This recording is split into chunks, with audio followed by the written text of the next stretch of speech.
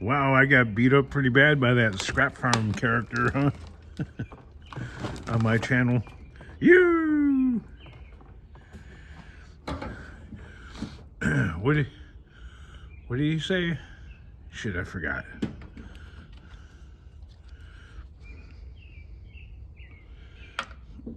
I don't know. He said something. That's what he said.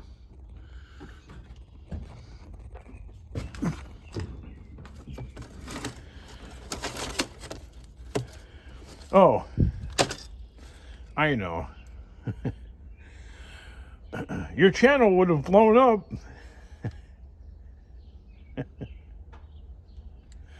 and gotten really huge, and you could have just made money off of YouTube if you never talked in your videos.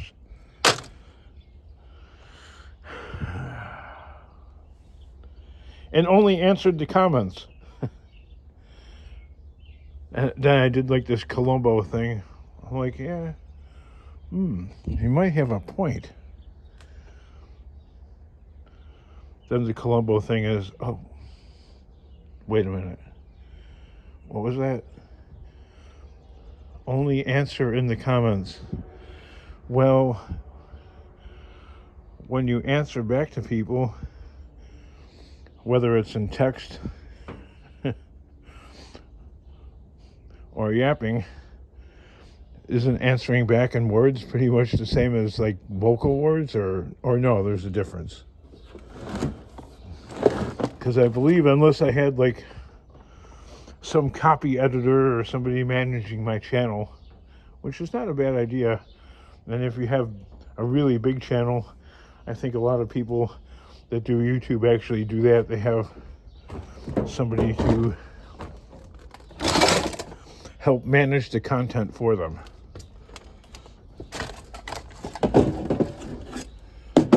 Why am I hoarding that? Why am I hoarding that? It has no use at all.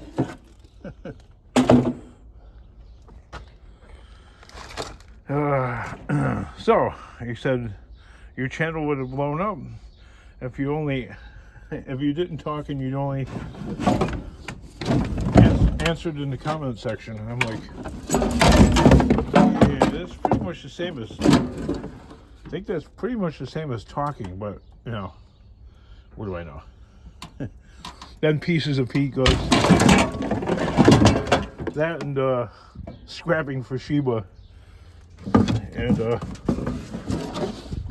I think Do-It-Yourself Lifehaul pretty much said the same thing. It's a lot, things are a lot easier when you're got yourself all set up at grandma's place, which, hey, more power to Bert, I guess. You know, if you got a stable situation like that where you have a grandmotherly figure that can help support the dream and you take care of Granny, that's pretty much like a, what happened to Grandpa? And what happened to what's the I forget what the background story is. Bert's a good guy though. I mean, yeah, if the comment from somebody with the same words was coming from somebody like from, I don't know, let's pick a different state where it wouldn't be the same. See, there's an attitude, you know, on the East Coast, New England, especially Jersey and New York. Those people,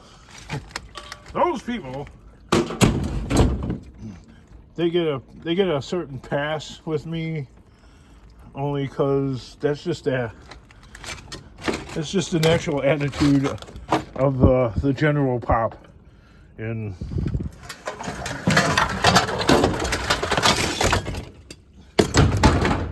those regions of the country. What are you doing? Like that, you know? Or something like that. Get out of my way, you know?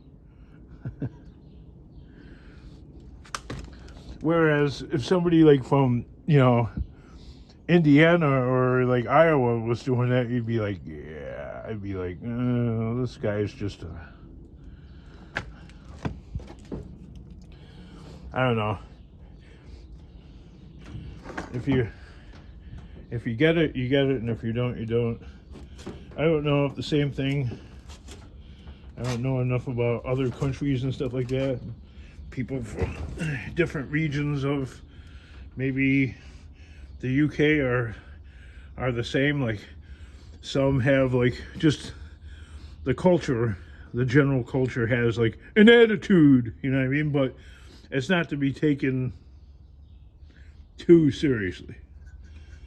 Whereas if the same words and vernacular were used from somebody from a different part of the country, like California or something, I'm flipping back and forth from the US to UK, but comparing like somebody from New York or Jersey to somebody from, I don't know, like the California Valley or somewhere outside of LA, having the same attitude, that person would be, in my book, they'd be kind of like being a big dick. Because if they start talking like that, they mean it different. I don't know. They mean it differently. It's not from the heart. It's more from like, just from the mouth. If somebody from California was saying that, I don't know. I think I lost everybody, but whatever. My point is, whether Bert knows it or not, he's got a Jersey attitude. Which is all right. It's understandable. That part gets a pass.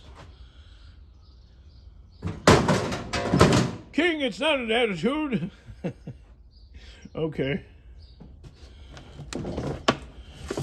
Well, I mean, he's not such a bad guy. He gave me all this shit. It still actually works really good. I've gotten a lot done with this.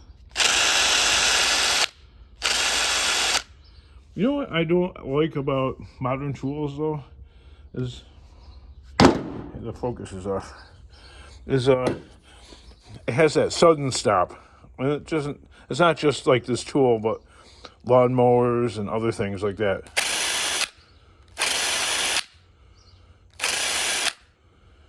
Where like old-fashioned ones, it would slow down like that. You pull the trigger and it would be like that.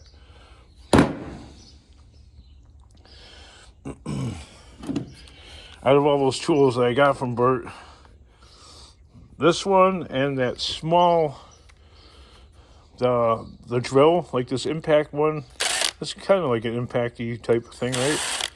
And the drill are the ones that are still working, and the air pump and the impact,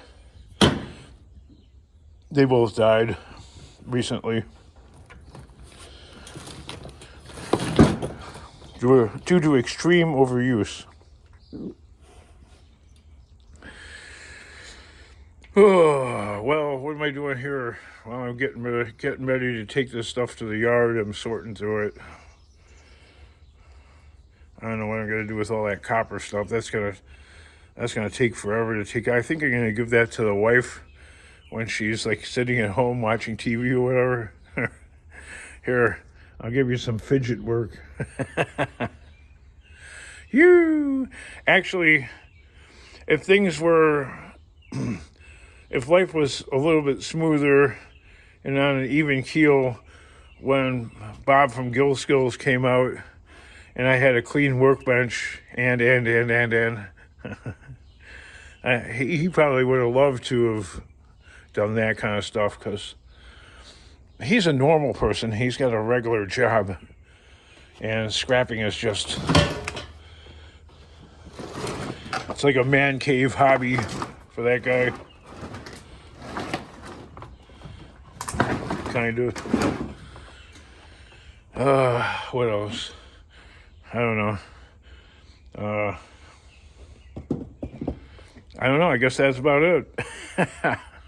Your channel would have blown up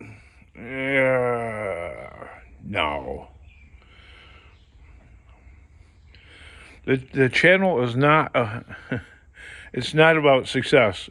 You spent your whole YouTube career complaining and bitching and wow, that was never the intent. It's not complaining and bitching. It's simply daily commentary, vlog style. Because, let's face it, most jobs do suck. But wow, this scrapping gig, like a really long time ago, I liked it. Like I'm talking like when I was a kid, you know, too young to actually have a real job. I liked it, and that's probably the last time I actually really liked it. Well, maybe if you did something you love, you'd be... Nah, I don't love anything except for my kids and the wife. And after that, I could give a flying F. I don't care. I like doing this. This afforded me an opportunity to... The way that I do it helped afford me a way of life of scrapping that was like... You're going to laugh at this. It was normalized, where I didn't have to, if I didn't want to, I didn't have to be out on the street constantly all day long running small loads of scrap to the scrapyard, because I'm not a hoarder, you know. But since I used my hoarding superpowers and built a compound, I was able to use that place like a scrap bank. You know what I mean? I feel like making $300 today. How about if I go to the compound and... Well, I got my comeuppance. I don't know what I'm going to do. You know, also Scrap Farm can't figure out, well, why are you going to, you know, like questions. Maybe he's generally concerned. I don't know. Why are you going to be homeless? Because I'm not going to be able to pay the bills without working. That seems just silly to just let the house go. Yes, it does, but I don't really have any equity in the property. So to sell it would cost actually as much or more than what I would, quote, profit off of it. So I would actually create even more debt between, you know, the realtor fee and the taxes that have to be paid and the lawyer fees and, you know, the home inspection fee, the local county and state taxes that have to be paid on the property when it transfers. There's a whole